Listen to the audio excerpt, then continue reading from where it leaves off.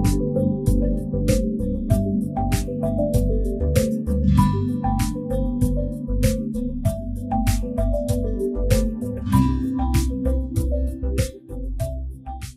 দর্শক মন্ডলী সবাইকে স্বাগত জানাচ্ছি প্রমিসেস জানতে চাইয়ে। আমি নুসরাত রহমান।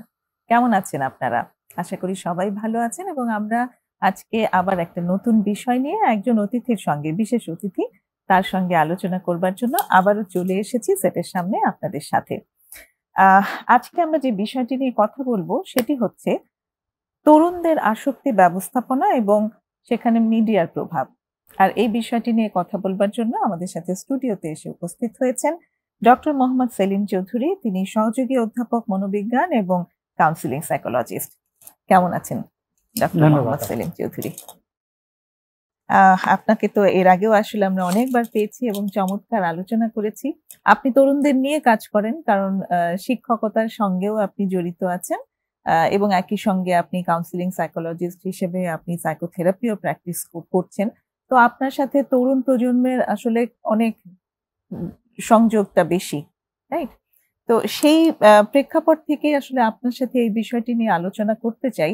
এই যে আমরা আজকে একটা মিডিয়াতেই বসে আসলে কথা বলছি, আমরা মাদক নিয়েই কথা বলছি, কিন্তু এই যে মিডিয়া, এই মিডিয়া আসলে মাদকের সম্প্রসারণ এবং ব্যবস্থাপনা, এই দুটোর মাঝে আসলে কি ভূমিকা রাখে?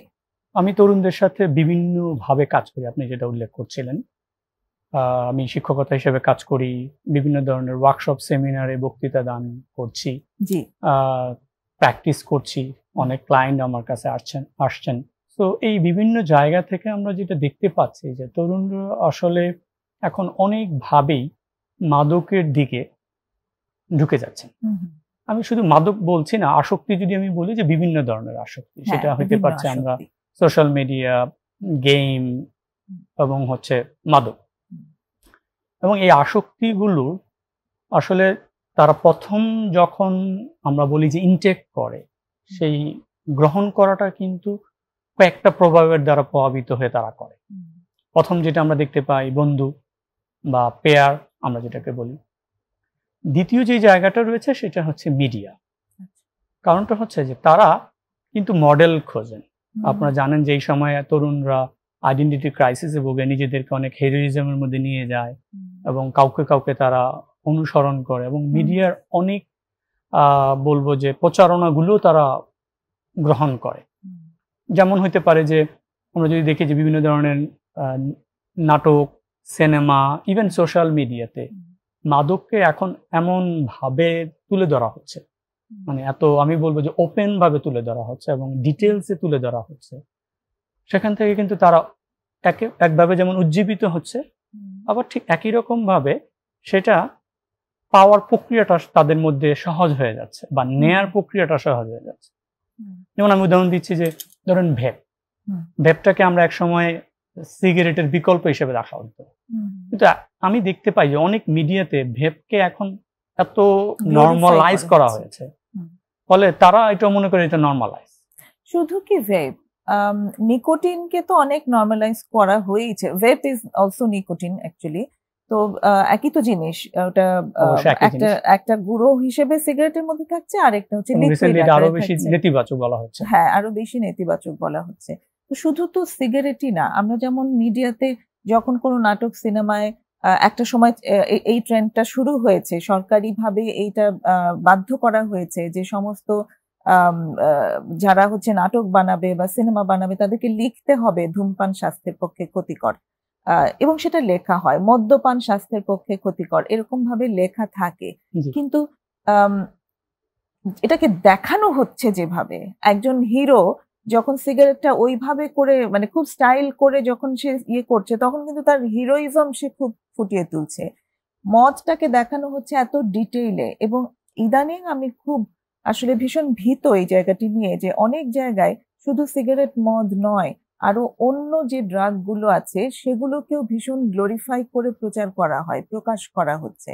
এখানটাতে আমার যতদূর জানা আছে গণমাধ্যমের কিছু নিয়ম আছে যে এই জিনিসগুলো দেখানো যাবে না, কিন্তু সেটি কিন্তু হচ্ছে না।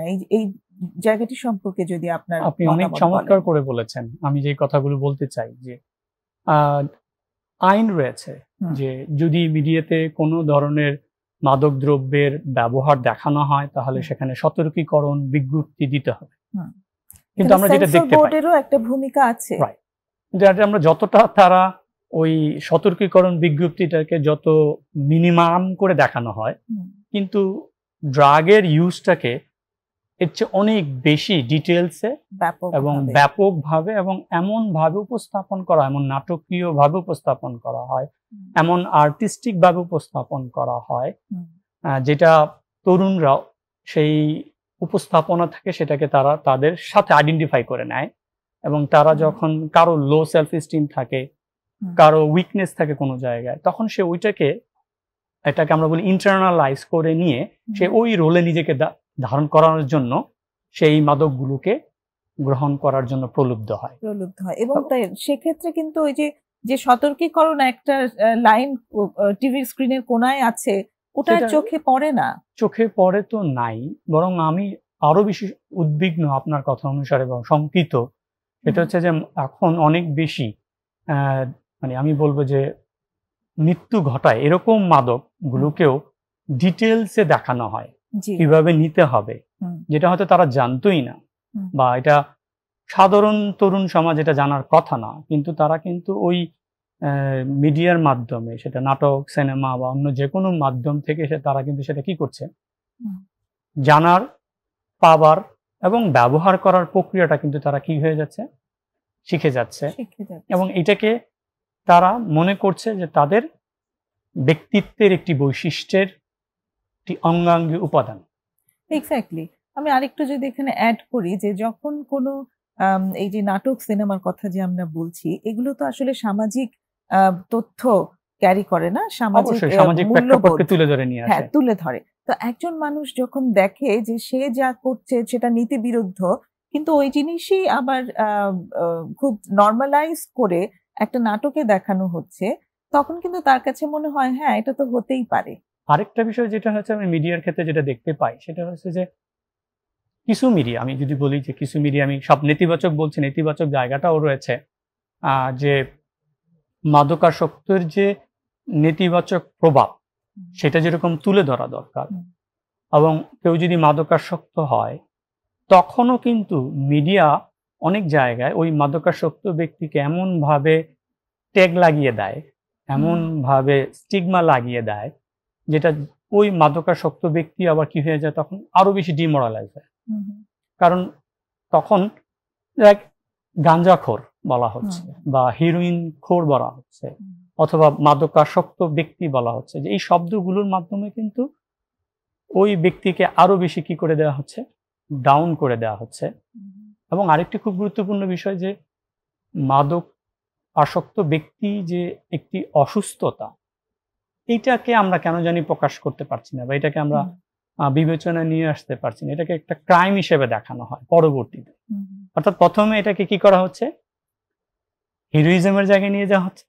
আবার ঠিক মাদকাসক্ত ব্যক্তি যখন ডিপেন্ডেন্সি হয়ে যাচ্ছে, তখন কিন্তু আবার তাকে কি করে দেওয়া হচ্ছে, ট্যাগ লাগিয়ে দেওয়া হচ্ছে অ্যাজ এ কি নেতিবাচক ভাবে, যে তুমি মাদকাসক্ত ব্যক্তি, কিন্তু সামাজিকভাবে তিনি একজন নেতিবাচক ব্যক্তি এবং ক্রাইম করা ব্যক্তি। ফলে তার যে চিকিৎসা রয়েছে, সে সেখান থেকে যে ফিরে আসতে পারে, এই জায়গাগুলোকে আরো বেশি মিডিয়ার মাধ্যমে তুলে ধরা দরকার। বিশেষ করে আমি বলবো,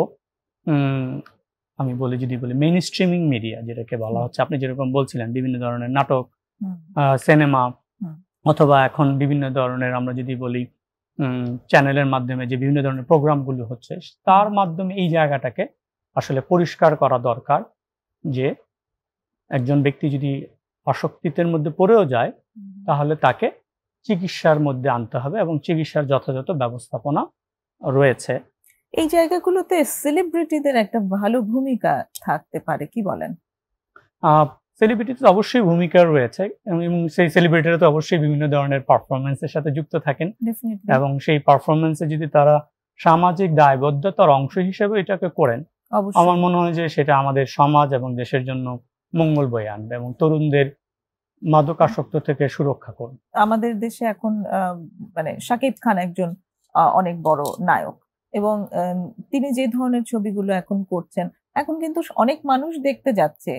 এখন মানে অনেক শিক্ষিত মানুষ যাচ্ছে, যারা অনেক বেশি বিদেশি সিনেমার প্রতি নির্ভরশীল ছিল তারাও যাচ্ছে। তো এই ধরনের মানুষগুলো যখন এই চিকিৎসা নির্ভর কথাগুলো বলতে পারেন মুখ দিয়ে বা তাদের অভিনয়ের মাধ্যমে, সেগুলো কিন্তু অনেক বেশি প্রভাব বিস্তার করবার কথা। কারণ তিনি অনেকের মডেল এখন। রাইট। এবং শুধু শাকিব খানের কথা আমি বললাম, আরো অনেকে আছেন। সিনেমার মাধ্যমে এই জিনিসগুলো খুব চমৎকারভাবে স্প্রেড আউট করাটা সম্ভব। একটা বিরতির সময় হয়ে এলো, আমরা বিরতির পরে জি, আবার কথা বলছি। অনেক ধন্যবাদ। প্রিয় দর্শক, আমরা একটা বিরতি নেব এখন। সঙ্গেই থাকবেন আশা করি।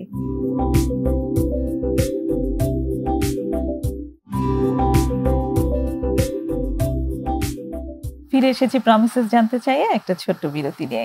আজ কথা হচ্ছে ডক্টর মোহাম্মদ সেলিম চৌধুরীর সাথে তরুণদের আসক্তি ব্যবস্থাপনা এবং মিডিয়ার প্রভাব এই বিষয়ের উপর। ডক্টর সেলিম, যেখানটাতে ছিলাম যে মিডিয়ার বেশ কিছু কুপ্রভাব নিয়ে আমরা আলোচনা করলাম, এবং এই প্রভাব আরো আছে আসলে। হয়তো আমরা এটা খুবই অল্প সময় যেখানে আমরা বসে কথা বলছি, যা প্রভাবগুলো আমরা আনতে পেরেছি সেটাই হয়তো শেষ নয়, আরো অনেক কিছু আছে। আমরা যদি একটু মিডিয়ার কিছু সুপ্রভাবের দিকে আগাই, যে এই আসক্তি ব্যবস্থাপনায় মিডিয়া কিভাবে ভূমিকা রাখতে পারে। অবশ্যই সুপ্রভাবে ভূমিকা রাখছে। আমি যদি বলি যে আজকের এই প্রোগ্রাম জি, যদি বলি, এই প্রোগ্রাম কিন্তু আমি যতদিন ধরেই এটার সাথে সংযুক্ত এবং জানছি, এই প্রমিসে জানতে চাই এবং বাংলা টিভি কি করছে মানুষকে এই মাদকাসক্ত বা আসক্তি বিষয়ে কিন্তু উদ্বুদ্ধ করছে। এবং আমি যতটুকু জানতে পেলাম যে এই প্রোগ্রামটা প্রায় 400 পর্বে চলে যাচ্ছে। ফলে এই দীর্ঘ যাত্রায় কিন্তু এই ধরনের আরো অনেক কয়েকটি প্রোগ্রাম রয়েছে। তো ফলে তারা কিন্তু মানুষকে কি করছে, মাদকাসক্ত বিষয়ে সচেতন করছে। মাদকাসক্ত কি, কিভাবে তরুণ সমাজ মাদকাসক্ত হচ্ছে, তারপর মাদকাসক্তের কুফলগুলো কি, কিভাবে পরিবার সমাজ আমাদের উপর প্রভাব বিস্তার করছে, সেই বিষয়গুলো কিন্তু সচেতন করছে আমাদের মাধ্যমে, আপনাদের মাধ্যমে। এছাড়াও যেটা হয়েছে যে কোথায় কোথায় ট্রিটমেন্ট পাওয়া যাবে সেই সম্পর্কে তথ্য তাদের ভান্ডারেও থাকে এবং মিডিয়ার মাধ্যমে আমরা দেখতে পাই। এক্স্যাক্টলি, এখানে প্রমিসেস মেডিকেলকে আসলে আমি অনেক ধন্যবাদ জানাতে চাই যে তারা নিজেরা মাদকাসক্তির চিকিৎসা প্রোভাইড করছে এবং একই সঙ্গে এই যে অ্যাওয়ারনেস ক্রিয়েট করা, সেটারও জন্য তারা এই প্ল্যাটফর্মটা তৈরি করে দিয়েছে। এবং এই তার সাথে অবশ্যই বাংলা টিভি যুক্ত হয়েছে। অবশ্যই সেটা যেমন তাদের আমি বলবো যে মিডিয়ার সোশ্যাল রেসপন্সিবিলিটি বলি, দেশীয় দায়বদ্ধতা বলি এবং ইথিক্যাল দায়বদ্ধতার কথা বলি, সেভাবে করে করছেন। আবার অনেক আমি যদি বলতে পারি যে অনেক নাটকেও কিন্তু আপনি দেখবেন যে মাদকাসক্তের কুফল নিয়েও কিন্তু অনেক রকমের মেসেজ থাকে। তো সেইটা একটা খুব গুরুত্বপূর্ণ বিষয়। আপনি যদি দেখেন যে মিডিয়াগুলো আমাদের দেশে কিন্তু মাদকের বিজ্ঞাপন প্রচারণা থেকে বিরত থাকেন। কোনো বিজ্ঞাপন প্রচারণা হয় না, যদি এটা আইন রয়েছে, কিন্তু তারপরেও কিন্তু কোনো না কোনো ভাবে মিডিয়া সেটাকে সর্বোচ্চ ভাবে প্রোটেকশন দেয় যাতে এই ধরনের বিষয়গুলো না ঘটে। এছাড়া আমি সিগারেটের বিজ্ঞাপন ছিল, এখন সেটাও নাই। সো এই জায়গাগুলোতে তারা ভূমিকা রাখছেন। আবার আমি যদি দেখি অনেক সেলিব্রিটিও অ্যান্টি টোবাকো ক্যাম্পেইনিং এর দিকে কাজ করে থাকেন। সুতরাং এগুলো হচ্ছে, তবে আমি বলবো যে আরো হওয়া দরকার। এমনকি যারা অভিনয় শিল্পী তাদেরও হওয়া প্রয়োজন আমি মনে করি। অবশ্যই অবশ্যই যিনি অভিনয় করছেন তারও কিন্তু একটা জায়গা থাকে যে আমি এই ধরনের একটা চরিত্রে কাজ করব কি করব না, বা ঠিক এই সিকোয়েন্সটা বা এই সিনটা আমি এইভাবে এক্সিকিউট আমি আমার দ্বারা করাবো কিনা। রাইট। আপনি জানেন যে আমাদের মিডিয়ার অনেক অনেক ব্যক্তিত্ব রয়েছেন। আপনি যেরকম একজনের নাম বলেন, আমি নাম বলতে চাই না, এরকম অনেক ব্যক্তিত্ব রয়েছেন যাদের আমি বলবো মানে লাখ লাখ ফলোয়ার। হ্যাঁ, মানে সামাজিক গ্রহণযোগ্যতা অনেক বেশি এবং তাদেরকে সবাই পছন্দও করেন। জি। ফলে ইভেন তরুণরাও তাদের মডেল হইতে চান। তো ফলে ওই অভিনেতা অভিনেত্রীদের কোন একটি আচরণকেও কিন্তু কেউ না কেউ কি করতে পারে, আমি আগেই বলেছিলাম, ইন্টারনালাইজ করে নিতে পারে, তার নিজের মধ্যে সে এটাকে গ্রহণ করে নিতে পারে। তো ফলে তার ওই অভিনয়টা যেন তরুণদেরকে আকৃষ্ট না করে সেই ব্যাপারে তাকেও সচেতন থাকাটা প্রয়োজন। এবং এই ক্ষেত্রে আমি বলবো যে মিডিয়ার ক্ষেত্রে, প্রচারণার ক্ষেত্রে, এবং যেমন ধরেন একটি নাটক অথবা কোন একটি সিনেমা যেই মিডিয়া প্রচার করবেন তাদেরও একটা সেন্সরশিপ থাকা দরকার, যে এই নাটকে অথবা এই সিনেমাতে কি পরিমাণ মাদকের অপব্যবহার দেখানো হয়েছে, কতটা আর্টিস্টিক ভাবে দেখানো হয়েছে, কত মানে সময় কতটা ধরে দেখানো হয়েছে, প্রকাশ্য সেটা। কত প্রকাশ্যভাবে দেখানো হয়েছে, কত ডিটেলসে দেখানো হয়েছে, সেই বিষয়গুলোকেও ওই যারা প্রকাশ করবেন তাদেরও একটি দল ভূমিকা সেটাকে থাকা। সেন্সর করার একটি প্রক্রিয়ার মধ্যে দিয়ে আমাদেরকে যাওয়া দরকার বলে আমি মনে করি। হ্যাঁ, তাহলে এবং এই দেখা যাবে সেন্সর যে বোর্ডে কিন্তু এই জিনিসগুলো আছে, অলরেডি আছে, শুধু এক্সিকিউট হচ্ছে না। এক্সিকিউট আমি বলবো আরো একটু মানে সূক্ষ্মভাবে সেটাকে দেখা দরকার, কারণ আমরা তো জানি না যে কোন তরুণটা কোন বৈশিষ্ট্যের কারণে সে সেটাকে মডেল হিসেবে নিয়ে নিবে। সেটা আমাদের জন্য সবচেয়ে সচেতন বিষয়। আর আমাদের দেশের অনেক তরুণ রয়েছেন যারা আসলে, আমি যদি বলি, এখনো কম শিক্ষিত, কম সচেতন, তারপর হচ্ছে তারা হয়তো অনেকে কর্মজীবী, অনেক তরুণ রয়েছেন যারা কর্মজীবী। ফলে এই তরুণরা কিন্তু তাদের জীবনের, আমরা যদি বলি সোশ্যাল স্ট্রেস মডেল অনুসারে তাদের দক্ষতা কম, তাদের আত্মমর্যাদা কম, তাদের আত্মবিশ্বাস কম।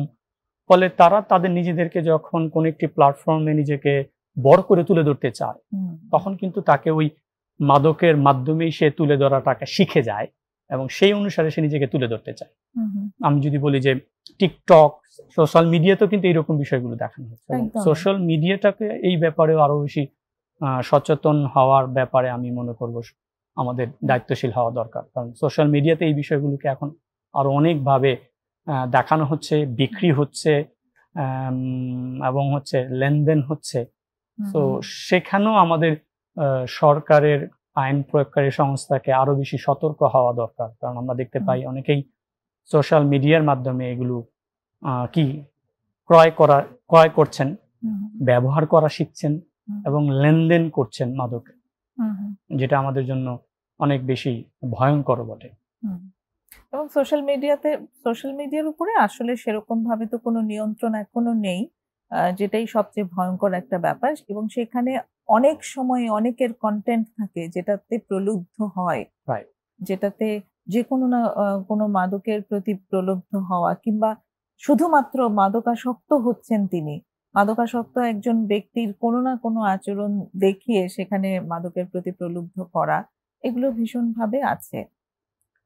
আমি এই দিক থেকে বলবো যে যারা আমাদের সচেতন নাগরিক এবং যারা এই ধরনের যেমন প্রমিসের জানতে চায়ের মতো যারা প্রতিষ্ঠানগুলো রয়েছে, তাদেরও আসলে কাউন্টার সোশ্যাল মিডিয়ার মাধ্যমে এই ধরনের মাদক বিরোধী প্রচারণা চালানোর এখন সময় এসেছে বলে আমি মনে করি। এক্স্যাক্টলি। এখন মাদক বিরোধী প্রচারণা শুধুই যে সাধারণ গণমাধ্যম সেগুলোতে না, বরং এইসব জায়গায় অনেক বেশি প্রচার করা শুরু হোক, যাতে আপনি যেটা বলছেন যে অ্যান্টিডোট হিসেবে যাতে কাজ করে।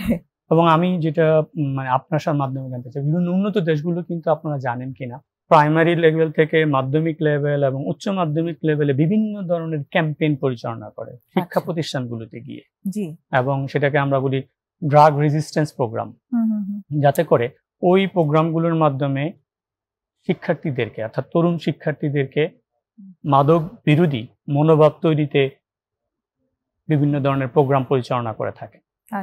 আমাদের দেশে আছে এরকম? আমাদের দেশে এরকম আমি এখন পর্যন্ত আমার চোখে পড়ে না এবং অথবা আমি দেখতে পাই নাই। কিন্তু এই ধরনের প্রোগ্রাম যদি আমাদের কালচারাল অনুসারে ডেভেলপ করা যায় এবং সেটা যদি শিক্ষা প্রতিষ্ঠানে অ্যাপ্লাই করা যায়, আমার মনে হয় যে এগুলো ভালো ফল দিবে মাদক প্রতিরোধে। এবং তরুণ প্রজন্মের মধ্যে যদি আমরা মাদক বিরোধী একটি মনোভাব, বিশ্বাস বা দৃষ্টিকোণ গড়ে তুলতে পারি, তাহলে কিন্তু সেটা আমাদের দীর্ঘস্থায়ী একটি প্রভাব বিস্তার করবে। এই জায়গাটিতে যেমন একটা ট্যাবু আছে যে এই বিষয় নিয়ে বেশি কথা বলা উচিত না, খুব প্রাচীন কাল থেকে আসলে এই ট্যাবু আছে যে বিষয়টি নিষিদ্ধ, যে বিষয়টি নীতি বিরোধী আমরা ভাবি, সেই বিষয়টি নিয়ে আমরা কথা বলবো না। তো এটি সম্পর্কে যদি আপনার অভিজ্ঞতা থেকে বলেন। আসলে দেখেন, গ্লোবালাইজেশনের যুগে, ওপেন মিডিয়ার যুগে এবং ইন্টারনেটের যুগে কোনো কিছুই আমাদের কিন্তু নাগালের বাইরে নাই, রাইট? ইভেন আমার সন্তানটা যার বয়স 6, 7, 10, সেও কিন্তু ইন্টারনেটের মাধ্যমে পৃথিবীর সকল ধরনের তথ্য তার কাছে চলে আসতেছে। ফলে মিডিয়ার মাধ্যমে আসতেছে, ইন্টারনেটের মাধ্যমে আছে, সোশ্যাল মিডিয়ার মাধ্যমে তার কাছে কিন্তু এই তথ্যগুলো চলেই যাচ্ছে। এবং সেই তথ্যগুলো সম্পর্কে কিন্তু সঠিক এবং বিজ্ঞানসম্মত তথ্য পাচ্ছে না, ডিস্টর্টেড তথ্য পাচ্ছে, নেগেটিভ তথ্য পাচ্ছে। ফলে ওই নেগেটিভ তথ্যের ফলে সে কিন্তু ওখানে প্রলুব্ধ হওয়ার সম্ভাবনা তার বেশি। আচ্ছা, ফলে আমরা যদি এখন এই বিষয়গুলোকে এখনো ট্যাবু হিসেবে দেখি, তাহলে সেটা কিন্তু আমাদের প্রজন্মের জন্যই নেতিবাচক হচ্ছে। বরং আমাদের দায়িত্ব হচ্ছে এই বিষয়গুলোর ইতিবাচক, বিজ্ঞানসম্মত এবং কিভাবে তাদেরকে প্রতিরোধমূলক চিন্তা ভাবনা তাদের ভিতরে গড়ে তোলা যায় সেই ব্যাপারে যথাযথ প্রোগ্রাম হাতে নেওয়া। আমরা যদি সেই প্রোগ্রামগুলো হাতে নেই এবং সেগুলো যদি ব্যবহার করতে পারি বা ইমপ্লিমেন্ট করতে পারি, তাহলে আমার বিশ্বাস যে মাদক বিরোধিতার ক্ষেত্রে তরুণরা একটি মনোভাব তৈরি করতে পারে। চমৎকার বলেছেন। একটা ছোট্ট বিরতির আবার সময় হয়ে এলো, এসে কথা হচ্ছে। দর্শক, আবারও একটা বিরতি নেব, সঙ্গেই থাকুন।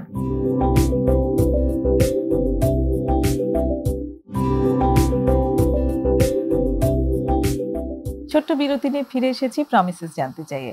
কথা হচ্ছে তরুণদের মাদকাসক্তি ব্যবস্থাপনা এবং মিডিয়ার প্রভাব, এই বিষয়ের উপর কথা বলছেন ডক্টর মোহাম্মদ সেলিম চৌধুরী।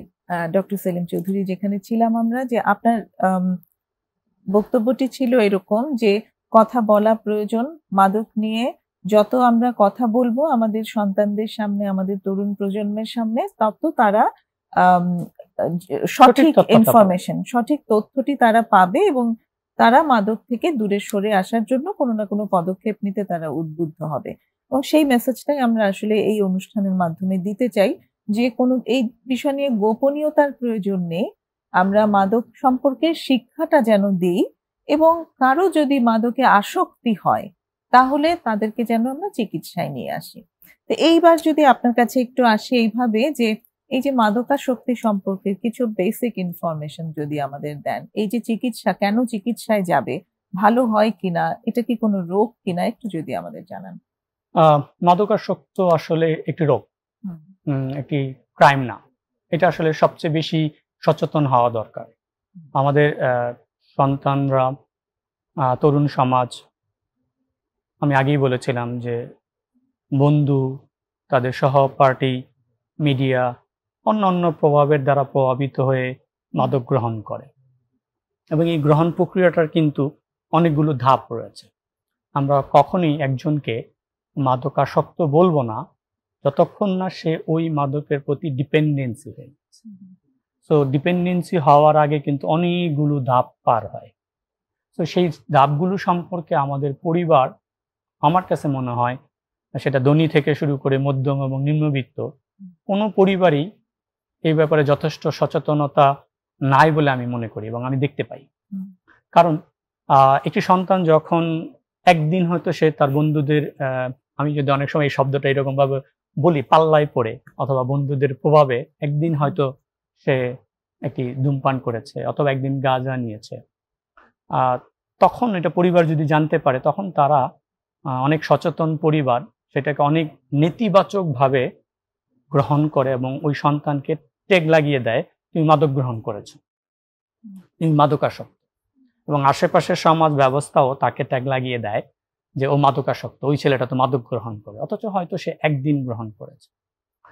এবং ওই গ্রহণ করার পরে সেটা কিন্তু তার শরীরে সেটা ডিপেন্ডেন্সি হবে কি হবে না সেটা অতিক্রম করতে কিন্তু অনেক দিন সময় লাগে।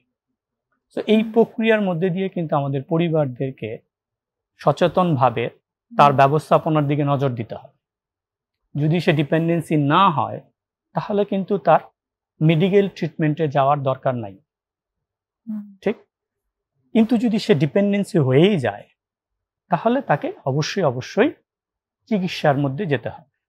সেটা সাইকিয়াট্রিক মেডিসিন হোক, সাইকোলজিক্যাল ইন্টারভেনশন হোক, অথবা রিহ্যাবিলিটেশন সেন্টার হোক বা ড্রাগ রিহ্যাবিলিটেশন সেন্টার হোক, সেইখানে যেতে হবে। অর্থাৎ এই তিনটা মাধ্যমে তাকে ট্রিটমেন্ট নিতে হবে। এই জায়গাটিতে অনেক অভিভাবকেরই মনে হয় যে ও চাইলেই তো ছেড়ে দিতে পারে, অসম্ভব। এখন তো ঠিক আছে ব্যবহার করেছে, এখন কয়েকদিন চেষ্টা করলেই হয়ে যাবে। যদি কেউ ডিপেন্ডেন্সি হয়ে যায় সেটা অসম্ভব। কারণ ডিপেন্ডেন্সি হওয়া মানে হচ্ছে তার, এটাকে আমরা বলি শরীর ভিত্তিক একটি চাহিদা তৈরি হয়ে যায়। অর্থাৎ সে যদি ইচ্ছাকৃতভাবে মানসিকভাবে ইচ্ছা করে যে আমি এটা নিব না, কিন্তু তার শরীর সেখান থেকে তাকে বের হতে দেয় না, শরীর সেটা টানে এবং সেই টানের সময় যদি সে মাদকটা না নেয়, তাহলে তার শরীরে বিভিন্ন ধরনের উইথড্রল সিমটম আমরা বলি, সেগুলো দেখা দেয়। লাইক তার হয়তো শরীর কাঁপুনি দিবে, জ্বর আসবে, হাত পা কামড়াবে, ফলে সে এগুলোকে কি করতে পারবে না, রিজলভ করতে পারে না তার নিজস্ব ইচ্ছা দ্বারা। ফলে ওগুলোকে মিনিমাইজ করার জন্য, ওগুলোকে মেনটেন করার জন্য বা দূর করার জন্য তাকে অবশ্যই আইদার সাইকিয়াট্রিক মেডিসিন অথবা রিহ্যাবিলিটেশন অথবা সাইকোলজিস্টদের ব্যবস্থাপনার মধ্যে আসতে হবে।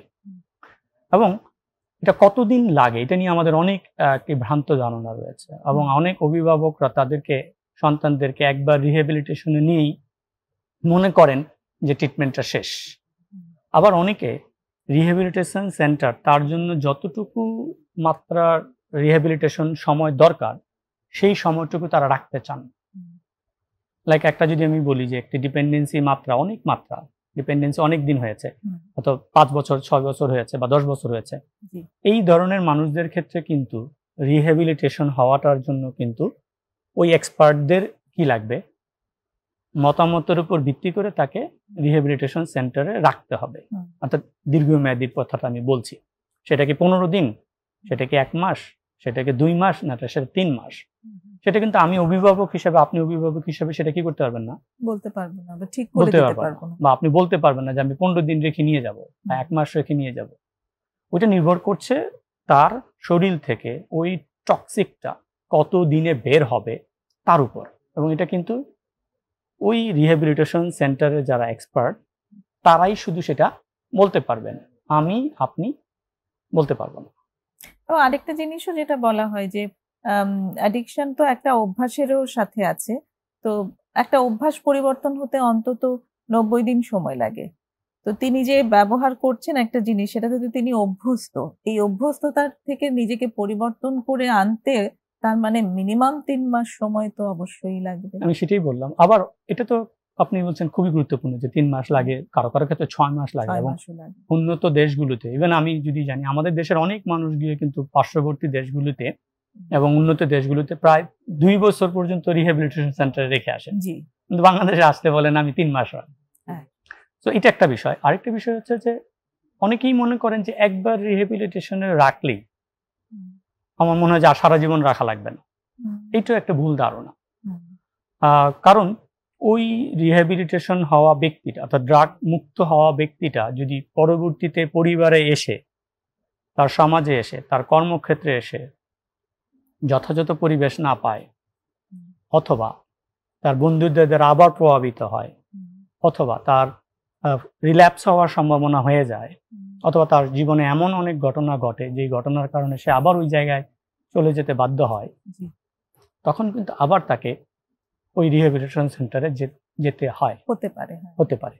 এবং আমি অনেক মানুষকে দেখেছি যে তৃতীয়বারের পর সে কিন্তু এখন সম্পূর্ণ সুস্থ লাইফ লিড করছে। সুতরাং এই বিষয়টা নির্ভর করবে আমার ওই এক্সপার্টদের উপর, যারা এই সেন্টারগুলো পরিচালনা করেন, অথবা সাইকিয়াট্রিস্ট অথবা সাইকোলজিস্ট। এই টিমের উপর নির্ভর করবে যে একজন মানুষকে পরিপূর্ণ মাদক থেকে মুক্ত হওয়ার জন্য কত সময় তাকে দিতে হবে ওই রিহ্যাবিলিটেশন সেন্টারে থাকার জন্য। আরেকটা জিনিস আমি একটু অ্যাড করতে চাই এখানটাতে, সেটি হচ্ছে যে আমাদের রিহ্যাবিলিটেশন সেন্টারগুলোতে আসলে একটু আইসোলেট করেই চিকিৎসাটা দেওয়া হয়। এটি সরকারি রিহ্যাবিলিটেশন সেন্টার হোক, সরকারি মেডিকেল সেন্টার যেগুলো আছে, জেনারেল হসপিটাল, সেখানেও যে মাদকাসক্ত এবং সাইকিয়াট্রিক রোগীদের যে জায়গাগুলো আছে সেগুলো কিন্তু আইসোলেটেড। ওখানে অভিভাবক বা পরিবারের সঙ্গে সচরাচর সহজে দেখা করা যায় না। তো এই জায়গাটি থেকে অনেক পরিবারই খুব মানে ধারণা প্রকাশ করেন যে ওখানে তো আটকে রাখা হয়, আটকে রাখলেই কি রোগ সুস্থ হবে? অনেক অনেক ধন্যবাদ। এই আটকে রাখার গুরুত্বটা কি আসলে? একজন ড্রাগ, যদি আমি বলি যে ড্রাগ ডিপেন্ডেন্সি ব্যক্তি যখন রিহ্যাবিলিটেশন সেন্টারে যায়, তখন তার মধ্যে অনেক ধরনের উইথড্রল সিমটম দেখা দেয়। এবং সেই উইথড্রল সিমটমগুলোকে ম্যানেজ করার অনেকগুলো পন্থা রয়েছে, আপনি জানেন সেটা। তো সেই পন্থাগুলোকে মানে অ্যাপ্লাই করার জন্য কখনো কখনো বা প্রথম দিকে বা একটা নির্দিষ্ট সময়ে তাকে একটি কনফাইন জায়গায় রাখতে হয়। কারণ কনফাইন জায়গায় না রাখলে সে যে উইথড্রল সিমটমগুলো প্রকাশ করে সেগুলোকে ম্যানেজ করা কঠিন হয়ে যায়। কারণ সে দিক বিদিক হয়ে ছুটাছুটি করবে, কারো উপর অত্যাচার করবে, কাউকে আঘাত করার চেষ্টা করবে, কারণ তখন তার আমরা যেটাকে বলি যে কগনিটিভ সেন্স থাকে না। যখন উইথড্রল সিমটমগুলোকে ম্যানেজ করার চেষ্টা করা হয় উইদাউট ড্রাগ, তখন তার ভিতরে কগনিটিভ ফাংশনিং বা সেন্সটা থাকে না। ফলে সে এমন অনেক আচরণ করে যে আচরণগুলো ধ্বংসাত্মক, এমন অনেক আচরণ করে যেটা হতে পারে তার কন্ট্রোলের মধ্যে থাকে না। ফলে ওই সময়ে তাকে যদি ওই কনফাইন জায়গায় না রাখা হয় তাহলে সে তার নিজের এবং অন্যের ক্ষতি করে ফেলতে পারে। ফলে একটি নির্দিষ্ট সময়ে তাকে কনফাইন জায়গায় রাখাটাই হচ্ছে বিজ্ঞানসম্মত, এবং তারপর তাকে ওপেন জায়গা অথবা সকলের সাথে মিশতে দেওয়া হয় বলে আমি জানি সবগুলো রিহ্যাবিলিটেশন সেন্টারই, কিন্তু একটি নির্দিষ্ট সময় তাকে কনফাইন করে রাখতে হয়। আমি এই জায়গায় একটি কথা আপনাকে একটু বলতে চাই এবং আমার যারা অডিয়েন্স রয়েছেন, শ্রোতা রয়েছেন তাদেরকে জানাইতে চাই, এবং যারা আমাদের এই রিহ্যাব সেন্টারগুলো পরিচালনা করছেন তাদের প্রতি একটি অনুরোধ থাকবে। আমরা আসলে এখন অধিকাংশ ক্ষেত্রে দেখতে পাই যে সাইকিয়াট্রিক ক্লায়েন্ট আর ড্রাগ ডিপেন্ডেন্সি ক্লায়েন্ট, অনেকে এই দুটো ধরনের ক্লায়েন্টকে একসাথে ট্রিটমেন্ট করছে। এইখানে কোনো কোনো জায়গায় আমরা একটু আমার কাছে মনে হয় যে কতটা সেপারেটলি করা যায় সেই ব্যাপারে আসলে আমাদের সচেতন হওয়া দরকার। এটা হচ্ছে 1 নম্বর বিষয়। আর 2 নম্বর বিষয় হচ্ছে আসলে সরকারের এই বিষয়ে এগিয়ে আসা দরকার। ডেফিনেটলি আমরা সেই জায়গাটা নিয়ে আসবো। আরেকটা বিরতির সময় হয়ে এসেছে। দর্শক, আরেকটা বিরতি নেব, আশা করি আমাদের সাথেই থাকবেন।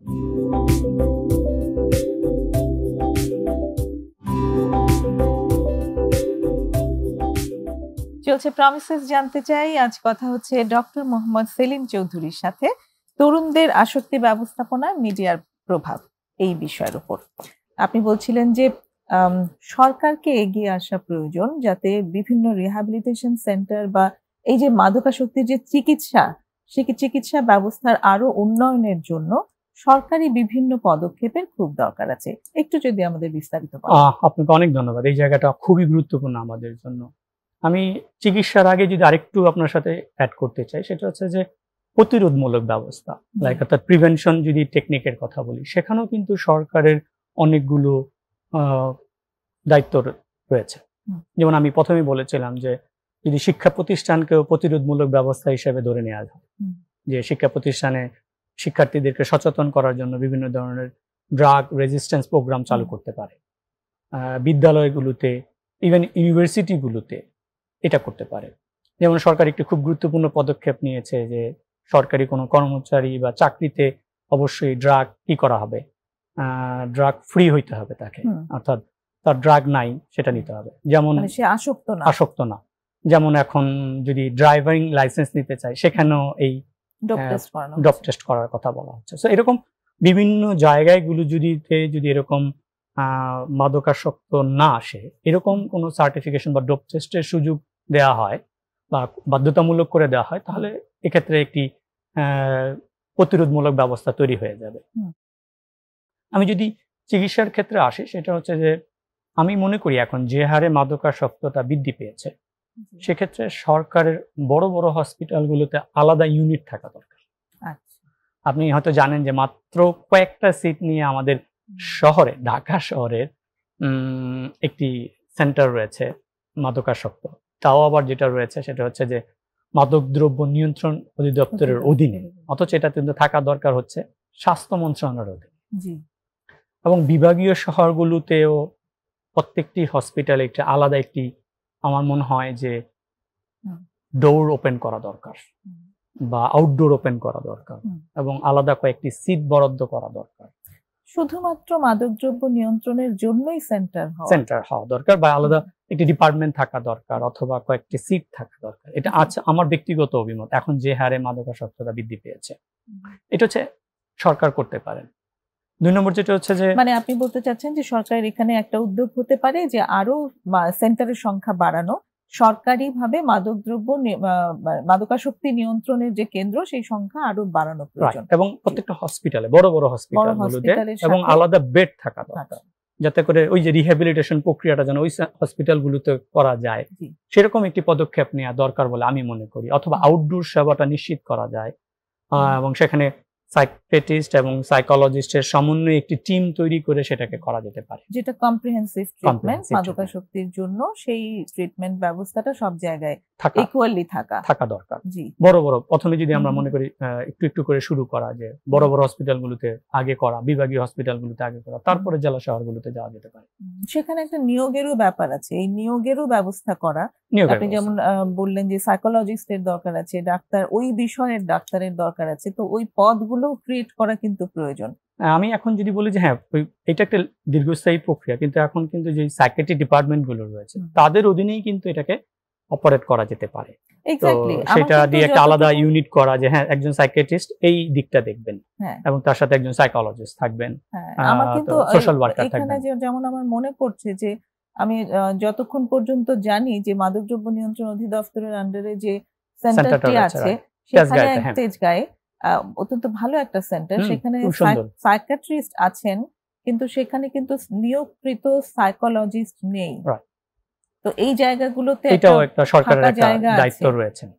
আরেকটি যেটা দায়িত্ব রয়েছে আমি মনে করি সেটা হচ্ছে যে এই যে ড্রাগ রিহ্যাবিলিটেশন সেন্টার যেগুলো প্রতিষ্ঠিত হচ্ছে সেগুলোকে যথাযথভাবে প্রতিষ্ঠিত হচ্ছে কিনা, অর্থাৎ লাইসেন্স দেওয়ার আগে সেটাকে সঠিকভাবে তার রিকোয়ারমেন্ট গুলো সে ফুলফিল করছে কিনা সেটা যেরকম দেখা দরকার, ঠিক দেখা দরকার নিয়ম মতো সে রোগীদেরকে সেবা দিচ্ছে কিনা মনিটরিং করা দরকার, পিরিয়ডিক্যালি ইভ্যালুয়েশন করা দরকার।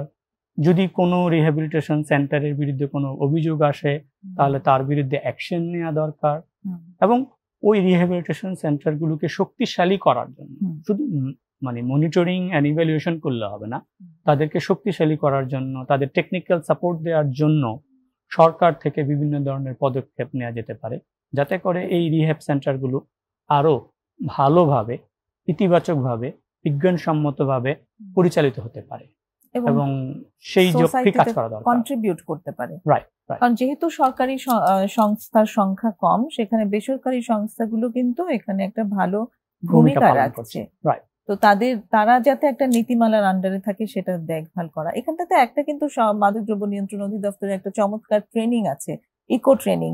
আমি জানি সেটা, কলম্বো প্ল্যান নিয়েছি এবং এটার ফলে কিন্তু আমি বলবো যে কিছু মাত্রায় প্রফেশনাল তৈরি হচ্ছে এবং এটা একটা গুড ইনিশিয়েটিভ, এবং একটা যেটাকে আমরা বলি এডিকশন প্রফেশনাল তৈরি হচ্ছে এবং এডিকশনাল প্রফেশনাল তৈরি হওয়ার ফলে এখন মাদকাসক্ত ব্যক্তিরা কিন্তু আমি বলবো আগের চেয়ে, আমি যখন 2001 সালে যখন এই বিষয়ে কাজ শুরু করেছিলাম তখন থেকে কিন্তু এখন অনেক বেটার সেবা দেয়া হচ্ছে এবং প্রক্রিয়াটাও কিন্তু আমি বলবো যে সুনিয়ন্ত্রিতভাবে হচ্ছে। ফলে এরকম উদ্যোগ আসলে আরো ভিন্ন জায়গায় নেওয়া দরকার বলে আমি মনে করছি, যেটা আমি বললাম যে হসপিটালগুলোতে আলাদা সেন্টার প্রতিষ্ঠা করা, তারপর হচ্ছে রিসোর্স তৈরি করা, রিসোর্সকে নিয়োগ দেয়া এবং সচেতন করা, যেমন আমাদের তথ্য মন্ত্রণালয় সুপারভিশন করা, সেটাও খুব ইম্পর্টেন্ট। এবং আমাদের তথ্য মন্ত্রণালয় রয়েছে, তথ্য মন্ত্রণালয় অনেক ধরনের প্রচারণা করে এবং সেই প্রচারণার ক্ষেত্রে মাদক বিরোধী প্রচারণাগুলোকে আরো স্ট্রংলি প্রচারণা করা দরকার বলে আমি মনে করি। অনেক ধন্যবাদ ডক্টর মোহাম্মদ সেলিম চৌধুরী চমৎকার আলোচনার জন্য। আজকে অনুষ্ঠান একদম শেষ পর্যায়ে চলে এসেছি, আমি বিদায় নেব ডাক্তার। ধন্যবাদ আপনাকে, ধন্যবাদ প্রমিসে জানতে চাইকে এবং ধন্যবাদ বাংলা টিভিকে আমাকে এই অনুষ্ঠানে ইনভাইট করার জন্য এবং কিছু বলার সুযোগ দেওয়ার জন্য। আপনাকে অনেক ধন্যবাদ। সুপ্রিয় দর্শক, আজকে আমরা অনুষ্ঠানের একদম শেষ পর্যায়ে চলে এসেছি। আশা করি আগামী সপ্তাহেও আপনাদেরকে এই অনুষ্ঠানে আবার পাবো। ততক্ষণ পর্যন্ত ভালো থাকবেন। খোদা হাফেজ।